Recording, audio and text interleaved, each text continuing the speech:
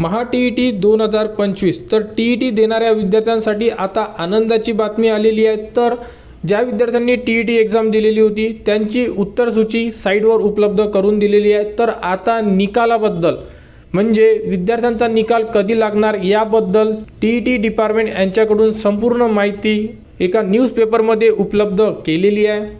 तर बघू शकता TETच्या निकालाची घोषणा येत्या 15 जानेवारीपर्यंत होणार। तर उत्तरसूचीवर आक्षेप घेण्यासाठी येत्या 28 डिसेंबरपर्यंत मुदत।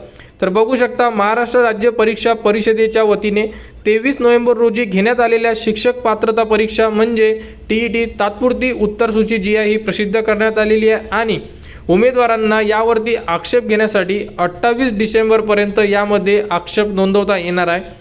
तर 15 जानेवारीपर्यंत परीक्षेचा अंतिम निकाल जाहीर केला जाणार असल्याची माहिती परीक्षा परिषदेचे आयुक्त डॉक्टर नंदकुमार बेडसे यांनी दिलेली आहे। तर यामध्ये आता ज्याही विद्यार्थ्यांनी TET दिलेली असेल त्या विद्यार्थ्यांना आनंदाची बातमी आहे। तर तुमचा रिझल्ट जो आहे तो 15 जानेवारीपर्यंत जाहीर करण्याचे जेही अपडेट आहे ही महाराष्ट्र TET डिपार्टमेंट यांच्याकडून देण्यात आलेली आहे आणि आता जी TET असणार आहे विद्यार्थ्यांची ही वर्षातून 2दा असणार आहे म्हणजे विद्यार्थ्यांना परत संधी मिळणार आहे, तुम्ही TETची एक्झाम देऊ शकता। तर आता जी पुढची TET असणार आहे ती TET एप्रिल महिन्यामध्ये राहण्याची दाट शक्यता दर्शवली जात आहे।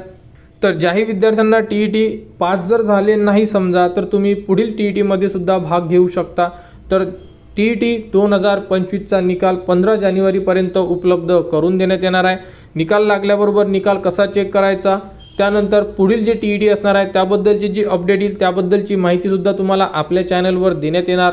त्यासाठी आपल्या चॅनलच्या कनेक्टमध्ये राहा, चॅनलला सबस्क्राईब करा व हा व्हिडिओ इतरांपर्यंत शेअर करा।